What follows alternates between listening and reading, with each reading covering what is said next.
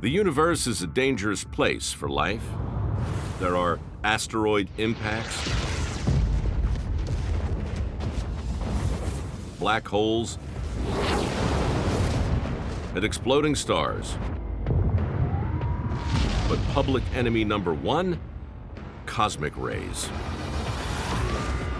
Lethal, energetic particles born in violent events. And they come in three kinds. Solar radiation is basically charged particles coming from the sun. The second type are galactic cosmic rays, which are fragments of atoms that are hurled out from supernova and accelerated to nearly the speed of light. And then there's ultra-high energy cosmic rays. We think they come from all the way outside the Milky Way. Because of all the cosmic rays going through space, the universe is incredibly hostile to life. Cosmic rays are incredibly small, but travel so fast near the speed of light that they can tear through our DNA and damage it. You're full of DNA. If that DNA gets broken apart, guess what happens? That could lead to cancer and death. At first glance, these cosmic rays are the worst things for life. They're terrible. Despite their frightening rap sheet, cosmic rays may have played a crucial role in the evolution of life. 2020, scientists at New York and Stanford universities investigate biological molecules that have a twin. Mirror image versions called chiral molecules. The concept of chirality in chemistry is when you have two molecules, two chemicals, that are physically the same. They're made of exactly the same things, but their structure is different. And they're not just different, they're reflections of each other. It's literally called handedness because look, here's my right hand with my thumb over here and my fingers over here. Here's my left hand with my thumb over here and my fingers over here. I can't wear a left glove on my right hand. There's nothing I can do to make these guys the same. And it turns out this is true not just for hands, but also for a large number of simple organic compounds. Things like amino acids or sugars, which are the building blocks of all life on Earth. Billions of years ago, early life may have had both left and right-handed DNA and RNA. But life chose to use mostly right-handed molecules. The reason may have been cosmic rays.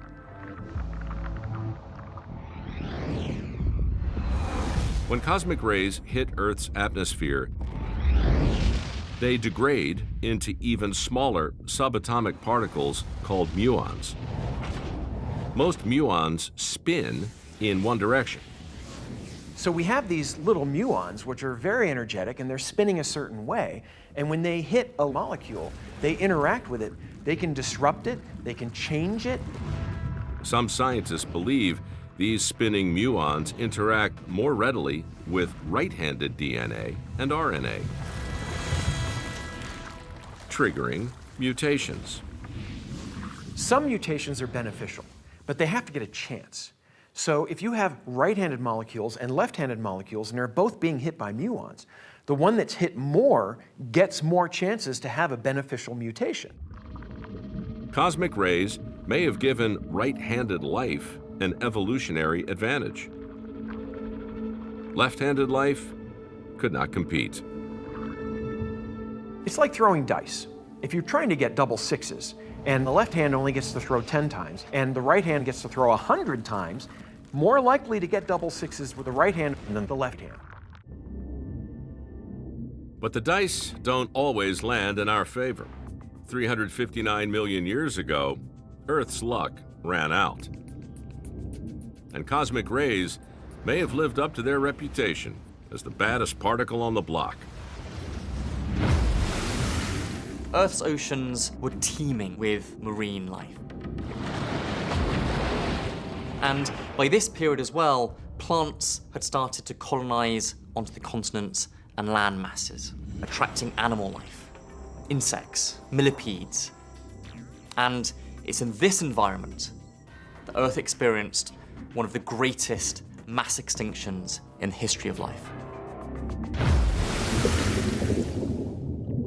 Something killed off 97% of all vertebrate species. We call this wipeout the end Devonian extinction.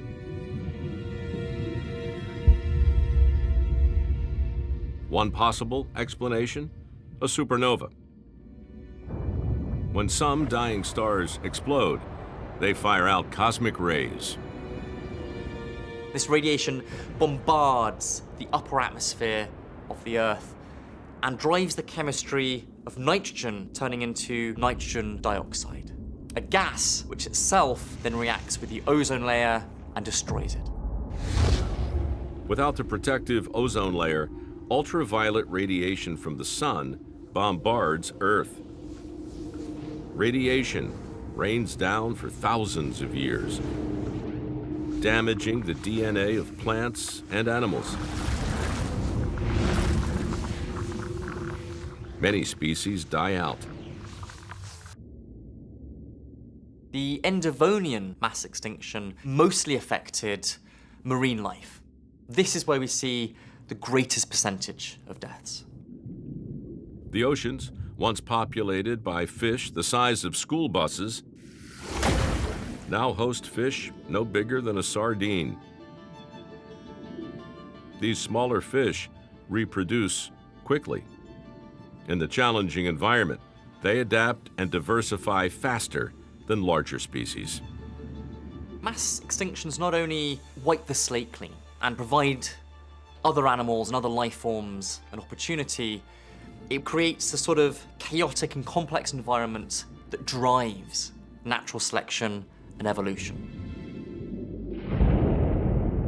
If a supernova was to blame for this extinction event, scientists believe that the culprit was 65 light-years away. Any closer, and Earth's luck would have run out completely.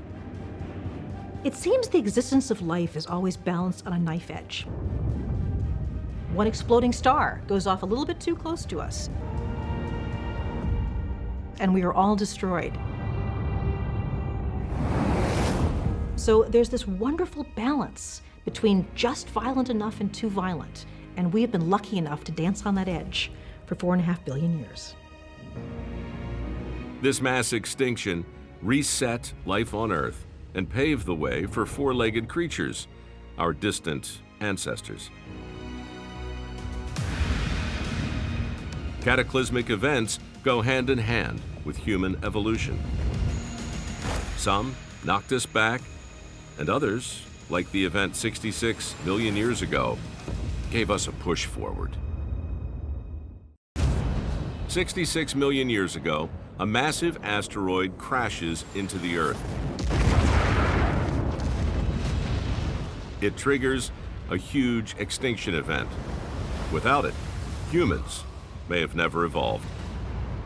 At this time in Earth's history, we had these enormous plants and gigantic insects that actually would be incredibly terrifying if we saw them today.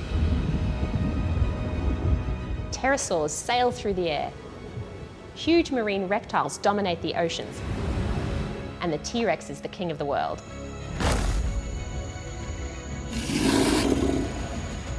Then, a glowing object appears in the sky.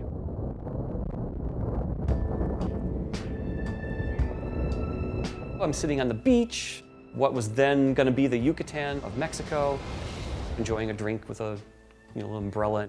But up there in the sky, all of a sudden, approaching me at 40,000 miles an hour, is Mount Everest, glowing thousands of times more intensely than the sun. And it's just seconds away from dropping on my head. A 6-mile-wide asteroid slams into the Earth.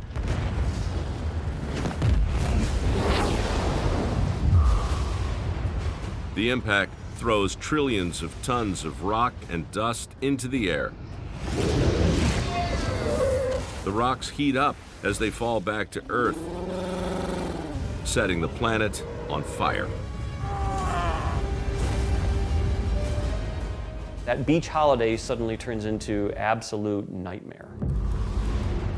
The impact also throws up soot, choking the atmosphere. Now the skies are blotted out by all these materials, so the sun is no longer shining brightly on the surface. Plants need sunlight to photosynthesize. Without this vital energy source, many species die out. With their food source gone, plant-eating dinosaurs starve to death, followed by their predators. It was a huge disruption to all of life on Earth. The dinosaurs have been around for 160 million years at this point. That's no small amount of time, and in one event, they're gone. Again, the dice roll is in our favor. Most dinosaurs become extinct, paving the way for the evolution of mammals, leading, eventually, to humans. Without the asteroid impact, we wouldn't be here. As a furry primate on this planet, I kind of like the KPG impact, right? I'm here because of it. We all are. Some plants benefited from the asteroid strike. To learn how plants changed after the impact, Smithsonian scientists examined thousands of tropical plant fossils from the time of the die-off. This disaster opened the way for new types of plants to develop. It transformed the plant kingdom, producing a richer and more diverse global ecosystem. Before the asteroid strike, conifers and ferns dominated the tropical forests of South America. But afterwards, falling ash from the impact enriched the soil, and fast-growing, flowering plants took over. The impact was very hard to recover from, but it actually opened the opportunity for a greater diversity of plant life, which ultimately has benefited us as humans because it has allowed us to have more food sources. This new world order eventually gave rise to the modern Amazon rainforest, home to 10% of all species on Earth. It really destroyed and remade our entire environment. The world grew back, of course it did, here we are, but it changed everything. And another age may be just around the corner. We should absolutely expect that at some point in the future, and I'm not saying you should lose sleep over it, but at some point there will be another mass extinction. Maybe that will be the end of our days. So an intriguing question is, what might come after humans on planet Earth? Catastrophe may be the universe's recipe for life throughout the cosmos, one that every planet must follow.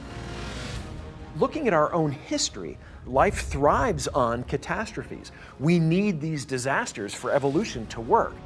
So hopefully, and I hate saying this, I know how it sounds, hopefully these other planets have had terrible disasters as well. Think about the word disaster. It means bad star. It means that something has gone wrong, something that's dangerous. We are children of disasters. There's no way you get us without planets colliding, without asteroids and comets streaming through the atmosphere, without even stars exploding in supernovas. You are a child of that violence. That's part of the environment that we grew up in a cosmic way. And I think that is tremendously beautiful.